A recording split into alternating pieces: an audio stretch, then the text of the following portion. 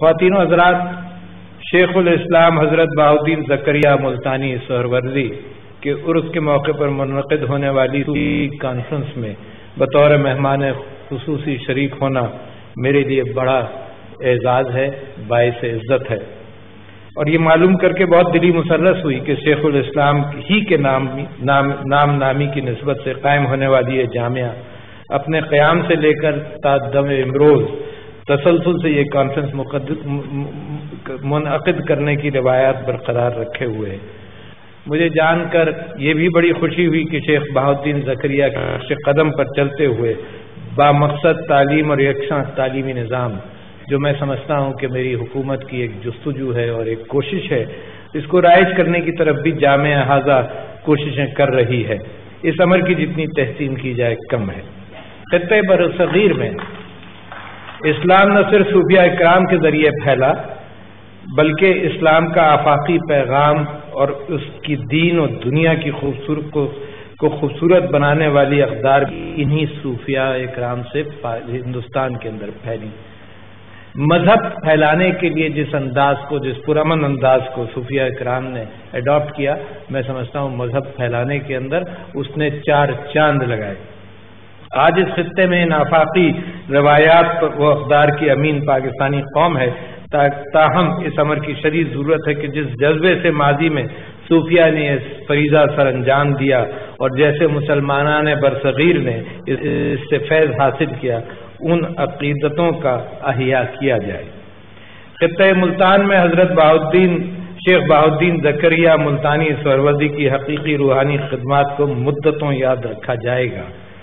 آپ نے اپنے رائج کردہ نظام کی 60 سال تک خود بنفس نفیس نگرانی فرمائی اور اسے ایسے مستحکم بنیادوں پر استوار کر دیا کہ اس کے بعد 200 سال تک یہ نظام تعلیم اپنی پوری آب و تاب کے ساتھ چلتا رہا اور تشنگان علم کے پاس کی پیاس بجھاتا رہا اور افراد کار معاشرہ کو فراہم کرتا رہا۔ حضرت بہاؤالدین زکریا نے رواداری، برداشت اور مذہبی ہم آہنگی کا وہ ماحول جس کا ذکر یہاں پر کئی لوگوں نے کیا، پروان چڑھایا کہ جہاں مسلم و غیر مسلم میں مذہب کی بنیاد پر کوئی امتیازی سلوک روا نہ رکھا جاتا تھا، بلکہ ان کی عزت و توقیر بطور انسان کی جاتی تھی، اور آپ نے اپنی تبلیغ کا مرکز قلعہ ملتان پر عین اس جگہ منتخب فرمایا جو ہندو قوم کے ہیرو اور حالات کے مندر کے قریب ترین تھی۔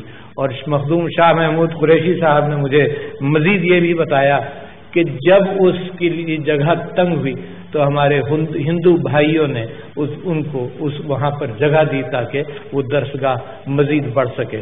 یہ ہے وہ ہم آہنگی اور یہ ہے وہ دلوں کا جوڑ جس کا ذکر اور جس کی وجہ سے صوفیاء اکرام نے اسلام کا مذہب یہاں پہ پھیلایا۔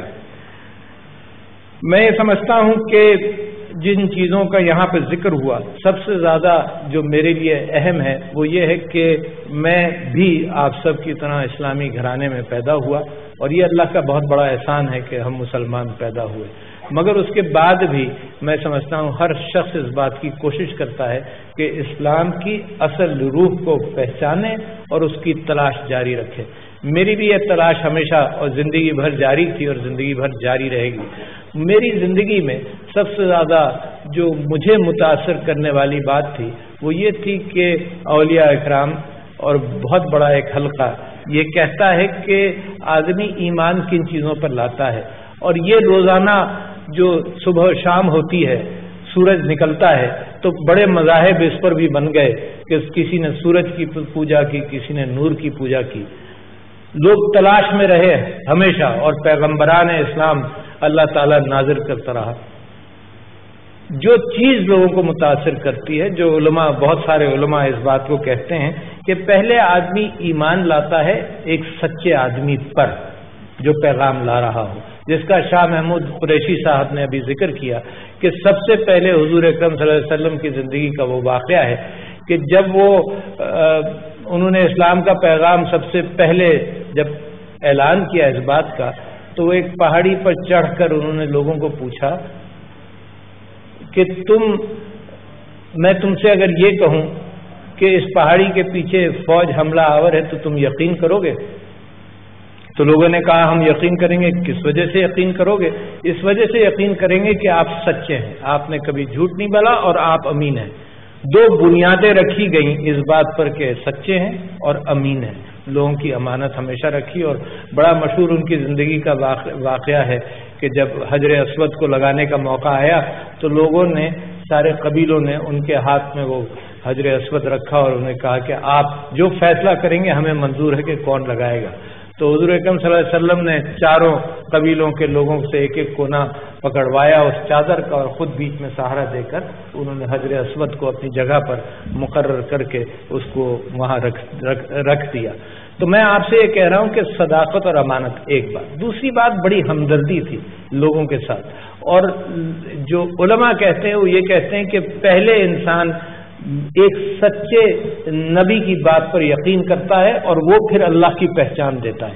حالانکہ یہ ریورس آرڈر میں بھی ہو سکتا ہے کہ لوگ خدا کی تلاش میں ایک اچھے مذہب اور ایک اچھے پیغام کی طرف جائیں، مگر اکثریت یہ ہے لوگوں کی ہوتی ہے جو انسانوں سے متاثر ہوتے ہیں. ٹینجیبل چیز جو سامنے نظر آتی ہے، اور وہ ٹینجیبل چیز جو تھی سب سے بڑی وہ میرے نبی صلی اللہ علیہ وسلم تھے.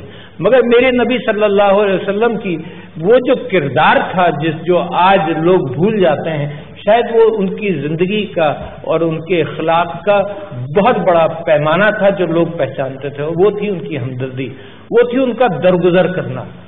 وہ تھا یہ کہ اگر کوئی عورت ان کے اوپر کوڑا بھی پھینکے تو کبھی انہوں نے پلٹ کر کچھ نہیں کہا، بلکہ جس دن کوڑا نہیں پھینکا گیا اس دن جا کر پوچھا کہ تم خیریت سے تو ہو.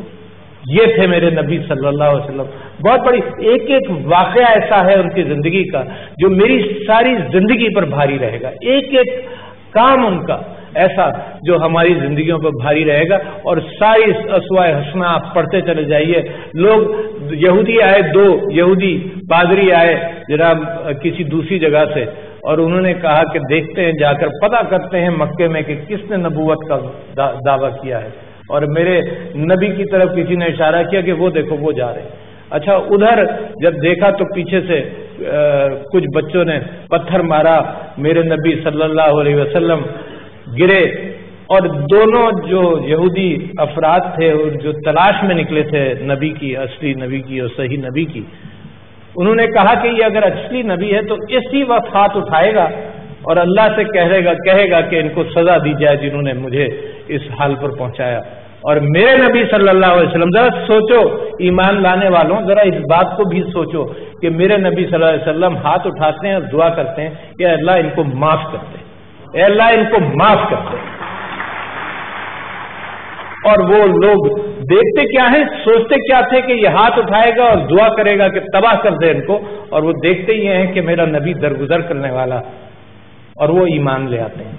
تو اصل جب ایمان پھیلا، جس طرح سے حضرت بہاؤالدین زکریا نے بھی یہاں اسلام پھیلایا، وہ ہے محبت کا پیغام. جو کنیکٹیوٹی مخدوم شاہ محمود قریشی صاحب فرما رہے تھے، اسی کی ایک سلسلے کو میں آگے لے جاتا ہوں کہ ایک تو آئیڈیولوجیکل کنیکٹیوٹی ہوتی ہے اور ایک دلوں کی کنیکٹیوٹی ہوتی ہے جو کسی ریاست، کسی بادشاہ کے کہنے سے نہ کم ہوتی ہے نہ زیادہ ہوتی ہے. اور میں آپ کو اس کی مثال دیتا ہوں کہ میں ترکی مسلسل جاتا بھی رہا ہوں، اور وہاں سے مجھے افراد کے اندر سے جو پاکستانیوں کے لیے محبت نظر آتی ہے، تو حکمران کوئی بھی ہو، وقت کوئی بھی ہو، مگر یہ دوستی اور یہ محبتیں جو ہیں یہ ہمیشہ چلتی ہیں، اور یہ انسانوں کی محبتیں ہیں. اور وہ پیغام جو محبت کا پیغام ہے، جس کے اندر میرے نبی صلی اللہ علیہ وسلم کے متعلق یہ کہا جاتا ہے کہ کبھی ان کو غصہ نہیں آیا. انہوں نے ایسی کیفیات دیکھی کہ وہ پریشان ہوئے، اور ان کی زندگی کے متعلق لکھنے والوں نے روایت یہ کی ہے کہ ان کا چہرہ لال ہوا، مگر ان کے منہ سے ایسے کلمات نکلے جس نے کبھی کسی کو تکلیف نہیں پہنچائی ہے. ہم میں سے کتنے لوگ اس بات کا دعویٰ کر سکتے ہیں کہ میری زبان سے کسی کو تکلیف نہیں پہنچی؟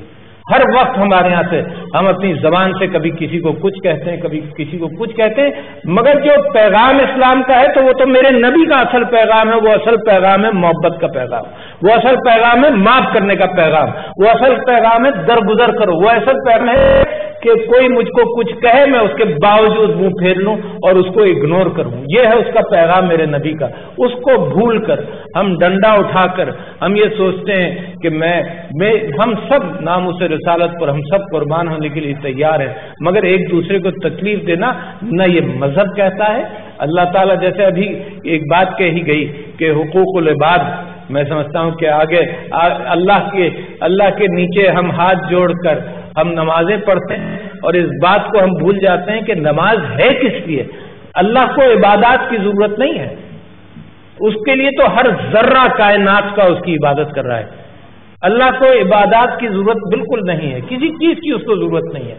ضرورت تو ہمیں ہے کہ انسان کو بھی اللہ نے ایسا پایا کہ یہ بار بار اگر دن میں یہ کہے کہ اہدنا الصراط المستقیم، پھر بھی اس کو بار بار کہنا پڑے گا، تب شاید اس کے دل میں اثر ہو. دن میں 20 مرتبہ ہم اہدنا الصراط المستقیم راستہ مانگتے ہیں اور راستے سے گمراہ ہو جاتے ہیں جیسے ہی ہم سلام پھیرتے ہیں. تو یہ وہ کیفیت ہے اور وہ راستہ ہم تلاش کرتے ہیں. وہ نماز میرے اپنے لیے ہے. نماز میرے لیے اس لیے ہے کہ میں ہر وقت یہ سوچتا رہوں کہ میں نے کیا کرنا ہے. نماز اللہ کو عبادت کی ضرورت نہیں. مذاہب اس لیے آئے ہیں اور خاص طور پر مذہب اسلام جو میرا مذہب ہے اور آپ کا مذہب ہے، یہ اس لیے آئے ہیں کہ آپ کا تعلق محبتوں والا ہو، ثواب بھی ملے گا. مگر میرے نبی صلی اللہ علیہ وسلم نے اگر قوم کو آزاد کیا تو وہ آزاد انسانی حقوق کے اعتبار سے کیا. قوموں کو آزاد، غلاموں کو آزاد، یعنی اصحاب صف کے اعتبار سے میں سمجھتا ہوں میرے نبی نے یہ کہا کہ جو تعلیم دے دے وہ اس کی ہمیشہ کے لیے بخشش ہو جائے گی. میں سمجھتا یہ ہوں کہ غلام آزاد کر دے تو ہمیشہ کے لیے بخشش ہو جائے گی. تو معاشرے کے اندر جو تبدیلی آئی، جو انقلاب آیا، وہ انقلاب اس وجہ سے آیا کہ انسان آزاد ہوئے. وہ انقلاب اس وجہ سے آیا کہ وہاں پر ایک چینج آیا. تو یہی نیا پاکستان سے میں ملانا چاہتا ہوں. ہم ان کی خاک پا کی برابر بھی نہیں ہیں، مگر ایک پاکستان ایسا ہے جو آپ کو نیچے گھسیٹے گا. ایک پاکستان ایسا ہے جو تعصبات میں آپ کو گھیرے گا. اور تعصبات انسانی فطرت کا اتنا بنیادی حصہ ہے کہ وہ مذہب ہے جو دنیا میں جو صرف امن پر جیتے ہیں. جیسے میں بھی کمپیریٹیو ریلیجنس کا طالب علم ہوں، بدھسٹ مذہب کے متعلق میں ہمیشہ یہ سمجھتا رہا کہ یہ تو بالکل پرامن مذہب ہے. مگر جب میں نے راکھین اسٹیٹ کا برما کے اندر حال دیکھا، پھر میں نے سری لنکا کے اندر حال دیکھا کہ جس طرح سے مسلمانوں کے خلاف ہتھیار اٹھائے ان کے منکس نے، تو مجھے یہ احساس ہوا کہ انسان جب نفرت کے اوپر کھیل کھیلے گا تو میں اس شہر کا باسی ہوں جہاں پر میں امید لگاتا رہا. مجھے اپنی عقل پر اتنا تعجب ہوا کہ کیوں تم نے امید لگائی تھی کہ 5 سال میں یہ معاملات لوگ نکل جائیں گے اس تعصب سے. چلو 10 سال میں نکل جائیں گے، چلو 15 سال میں نکل جائیں گے، مگر شاہ صاحب 35 سال لگے لوگوں کو تعصبات سے نکلتے ہوئے. تو جب یہ تعصبات کی بنیاد پر، نفرتوں کی بنیاد پر کوئی چیز بن جاتی ہے، وہ لوگوں کے دلوں سے نہیں نکلتی. تو میرے دوستوں، بھائیوں، درگزر کرنا سیکھو. درگزر نہیں کرو گے تو وہ کہتے ہیں you will carry the baggage all your life, کہ میرے ساتھ یہ کیا تھا. جب آپ انفرادی طور پر درگزر کریں گے تو لائک ایز اے سوسائٹی بھی آپ درگزر کریں گے. لہذا میں سمجھتا یہ ہوں کہ بہترین پیغام جو مذاہب کا اور صوفیہ کا اور جو پھیلایا گیا اس کے اندر ان چیزوں کو کبھی مت بھولیے گا. میں یہاں سے 3 چیزیں لے کر بھی جا رہا ہوں، 3 وعدے. ایک تو یہ کہ مجھے حکم ہوا ہے آپ سب کی طرف سے کہ میرے دروازے علماء اور مشائخ کے لیے کھلے رہیں. انشاءاللہ کھلے رہیں گے. اور میں شاہ صاحب کی درخواست کرتا ہوں کہ وہ میری مدد کریں اس بارے میں کہ یہ معاملہ ہو جائے. دوسری بات میں آپ سے یہ کہتا ہوں کہ یہ مہینہ جو آ رہا ہے ربیع الاول کا، اس میں میں نے اور میری اہلیہ نے یہ طے کیا ہے کہ میلاد ہوگا پریسیڈنسی میں، یہ مگر یتیموں کو بلا کر اور ان لوگوں کو بلا کر جن کو میرے نبی سے محبت تھی ان کے ساتھ ہوگا انشاءاللہ. قرآن کی آپ کو آیت یاد ہوگی والضحیٰ واللیل اذا سجی، اس کے اندر فالیتیم فلا تقہر واما السائل فلا تنہر کے یتیم اور سوال کرنے والوں کی ہمیں قدر کرنی چاہیے. دوسرا وعدہ تو یہ تھا. تیسرا یہ کہ میں یہ سمجھتا ہوں کہ اس یونیورسٹی کے حوالے سے جو چیزیں کہی گئی، میں آپ کے ہاں آ کر یقیناً بڑا متاثر ہوا کہ کس طرح سے آپ نے اس یونیورسٹی کے اندر جو یہاں کے لوگ بھی دنیا میں جائیں گے اور جو یہاں تعلیم اور تربیت کا نظام، تعلیمی رہ جاتی ہے عام طور پر، تربیت لوگ بھول جاتے ہیں، اب تو گھروں کے اندر بھی تربیت بھول جاتے ہیں. تو میں سمجھتا ہوں کہ جو تعلیم اور تربیت کا نظام آپ نے رکھا ہوا ہے اس کو انشاءاللہ میں وہاں جا کر بھی اس کے سلسلے میں جو فنڈز کی قلت وغیرہ کا ذکر ہے اس کو میں ضرور پورا کرنے کی کوشش کروں گا. اور میں آپ سے آخر میں التجا کرتا ہوں کہ یہ جو دو پاکستان کی میں نے بات کی ہے، میں سمجھتا ہوں کہ یہ وہ پاکستان بننے جا رہا ہے جس کے اندر ایک انشاءاللہ غربت کا خاتمہ ہو، انشاءاللہ لوگوں کے گھر سروں پر چھتیں آئیں انشاءاللہ. ایک چیز اور میں کہنا بھول گیا، میری بہنیں یہاں موجود ہیں، ایک چیز آپ کو یاد دلاتا جاؤں کہ میرے نبی کے آخری خطبے کے اندر انہوں نے فرمایا کہ اپنی عورتوں کا خیال کرو، اور انہوں نے فرمایا اس سورہ نساء کے اندر جتنی وضاحت کے ساتھ اور جتنی باریکی کے ساتھ وراثت میں عورتوں کے حق کا ذکر ہے، شاید میں سمجھتا ہوں کہ کسی اور چیز کا اتنی وضاحت کے ساتھ قرآن میں ذکر نہیں ہے. اور آخر میں اللہ تعالیٰ یہ فرماتا ہے کہ جو ان وراثت کے قوانین کو پورا نہیں کرے گا وہ ابدی جہنمی ہے. تو میں یہ سمجھتا ہوں کہ میرے اوپر، میں سمجھتا ہوں شاہ صاحب کے اوپر، میں سمجھتا ہوں آپ سب لوگوں کے اوپر یہ بھی فرض ہے کہ حضور اکرم صلی اللہ علیہ وسلم نے جن چیزوں کا حکم دیا اور میرا قرآن جن چیزوں کا حکم دیتا ہے ان چیزوں کو پورا کریں، محبتوں کو بڑھائیں. یہ پاکستان انشاءاللہ اس کی کامیابی کو کوئی روک نہیں سکے گا اگر ہم نے حقوق دے دیے. بہت شکریہ. السلام علیکم.